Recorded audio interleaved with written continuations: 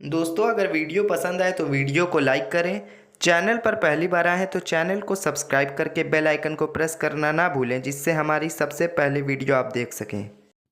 दोस्तों, ये कहानी शुरू होती है गांव के एक साधारण परिवार से। शीतल के पैदा होने के 2 साल बाद ही उसकी मां चल बसी। शीतल के गरीब पिता साइकिल का पंचर बनाया करते थे और उन्होंने बड़ी मुश्किल से शीतल और उसके भाई का पालन पोषण किया।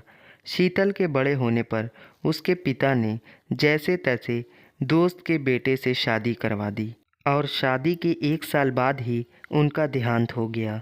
अब शीतल के परिवार में सिर्फ उसका भाई बचा था, जो कमाने के लिए शहर चला गया था। शादी के बाद शीतल ने सोचा था कि उसके जीवन में अब खुशियां लौट आएंगी, मगर ऐसा कुछ भी नहीं हुआ। शीतल की सास शीतल को हमेशा कुछ न कुछ अनाप शनाप बोला करती थी और वो अपने पति से यानी शीतल के ससुर से कहती है, अरे कहाँ से इस अभागन को उठाकर मेरे बेटे के गले में बांध दिया। करम चली पैदा होते ही अपने माँ को खा गई। और तो और साल भर हो गए हैं शादी को, मगर अभी तक पोते पोती का मुंह तक नहीं देखा। शीतल के ससुर भले आदमी थे और वो अपने पत्नी को समझाया करते थे और अपने पत्नी से कहा करते थे, अरे बच्चे होना ना होना वो सब तो ऊपर वाले के हाथ में है। तुम भी खामखा बेचारी के पीछे पड़ी रहती हो। और इसी तरह शीतल का जीवन बीत ही रहा था कि एक और अनहोनी हो गई। शीतल का पति किसी काम से शहर गया हुआ था और उसकी एक दुर्घटना में मौत हो गई। अब शीतल बेचारी छोटी सी उम्र में विधवा हो गई। उसके ससुर तो उसका दुख समझते थे, पर उसकी सास तो अपने बेटे की मौत का जिम्मेदार शीतल को ही मानती थी और कहती थी, पहले अपने माँ को खा गई, फिर अपने पिता को खा गई और अब मेरे बेटे को भी खा गई, डायन कहीं की। इस तरह बोल बोल कर शीतल की सास उसे रोज़ ताने दिया करती थी और शीतल भी बेचारी क्या करती। वह अपने सास के ताने सुनते और चुपचाप आंसू बहाते वहाँ से चली जाती। शीतल के दुख को समझने वाला कोई भी नहीं था, लेकिन उसके पड़ोस में 2 लड़कियां रहती थीं, सौम्या और चिंकी। वही दोनों कभी कभी शीतल का हालचाल ले लिया करती थीं और उसे दिलासा दिया करती थीं और शीतल को उन दोनों से बात करके बहुत शांति मिला करती थी। घर का सारा काम, झाड़ू बर्तन खाना बनाना सब शीतल को ही करना पड़ता था। एक दिन की बात है, उसने खाना बनाया और अपने सास ससुर को परोसा। तभी उसकी सास बोलती हैं, ये कैसी दाल बनाई है, बिल्कुल पानी के जैसी पतली। इस दाल को कोई कैसे खा सकता है भला।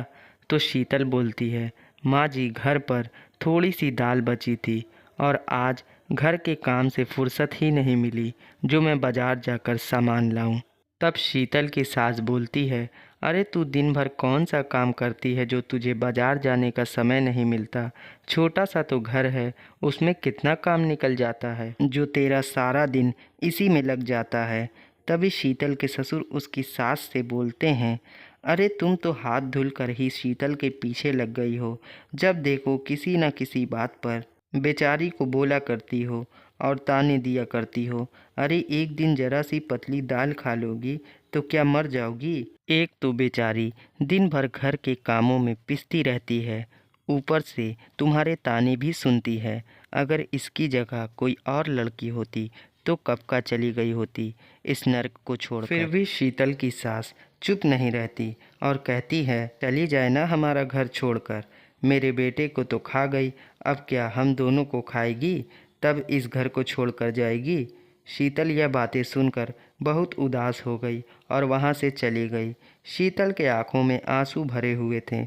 उस दिन शीतल घर का सारा काम जल्दी निपटाकर बाजार गई। जब वो बाजार जा रही थी तब उसी रास्ते में गांव का उचक्का चिंटू दिख गया। चिंटू एक नंबर का आवारा और दुष्ट आदमी था। हर गांव की लड़कियों को छेड़ना उसका काम था। आज जब शीतल बाजार से सामान लेकर घर लौट रही थी तब चिंटू उसके पीछे लग गया।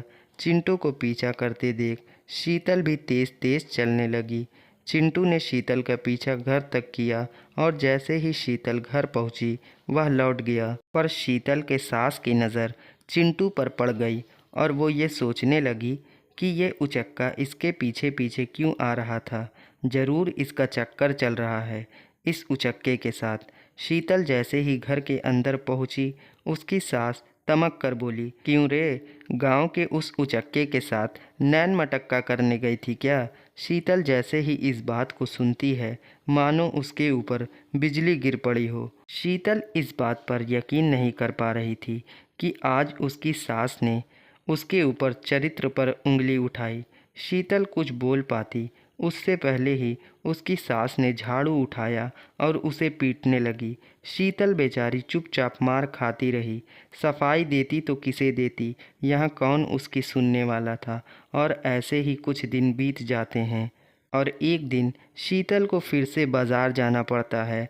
और जैसे ही चिंटू शीतल को अकेला जाते हुए देखता है, उसका पीछा करने लगता है और सुनसान जगह देखकर वह शीतल का हाथ पकड़कर कहता है, तुम्हारा पति तो रहा नहीं, मेरे साथ भाग चलो, रानी बनाकर रखूँगा रानी। तब शीतल बोलती है, छोड़ मेरा हाथ, बेशर्म कहीं के, शर्म नहीं आती एक विधवा से ऐसी बातें करते हुए। तभी शीतल अपना हाथ छुड़ा ही रही होती है कि तभी वहाँ सौम्या और चिंकी आ जाती हैं और वो दोनों चिंटू को शीतल का हाथ पकड़ते हुए देखकर सारा माजरा समझ जाती हैं।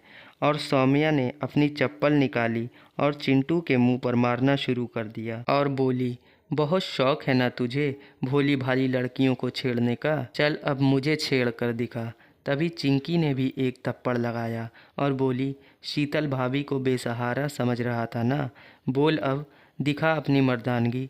तभी सौम्या और चिंकी पुलिस को बुलाने ही वाली होती हैं। तब चिंटू उन तीनों से माफ़ी मांगने लगता है और कहता है, आज के बाद से मैं किसी भी लड़की को नहीं छेड़ूंगा। तब चिंटू वहां से भाग जाता है और सौम्या और चिंकी ने शीतल भाभी को अपने घर पहुंचा दिया। और ऐसे ही कुछ दिन बीत जाते हैं और एक दिन घर के दरवाजे पर झाड़ू लगा रही थी शीतल। तभी वहाँ पर एक रिक्शा आकर रुका। उस रिक्शे पर उसका भाई बैठा हुआ था। अपने भाई को देखकर शीतल के मुरझाए हुए चेहरे पर मुस्कुराहट आ गई और शीतल के भाई ने जब शीतल को इस हालत में देखा तो वह रो पड़ा और मन ही मन बोला, हाय मेरी भोली बहन, इतनी कम उम्र में विधवा हो गई, ना जाने कितने दुख झेल रही है। और फिर शीतल दौड़कर अपने भाई के पैर छूती है। तभी उसकी सास बाहर आती है और बनावटी खुशी जाहिर करते हुए बोलती है, आओ आओ बेटा, बड़े दिनों बाद आना हुआ इस बार। तभी शीतल का भाई अंदर आ गया और शीतल के सास ससुर का पैर छुआ और बोला, मैं शीतल के बारे में कुछ बात करने आया हूँ। तब शीतल के ससुर बोलते हैं, हाँ हाँ बेटा बोलो ना। शीतल का भाई बोलता है, अभी शीतल के सामने पहाड़ जैसी ज़िंदगी पड़ी है और उसे वो अकेले नहीं काट सकती, इसलिए मैंने शीतल की दूसरी शादी करवाने का फ़ैसला किया है अपने दोस्त के साथ। तब शीतल के ससुर बोलते हैं, बेटा ये तो बहुत ही खुशी की बात है और मैं भी यही चाहता हूँ कि हमारी शीतल का घर फिर से बस जाए। पर शीतल की सास को ये मंजूर नहीं था। उसे डर था कि कहीं शीतल की शादी हो गई तो उसकी मुफ्त में मिली नौकरानी चली जाएगी।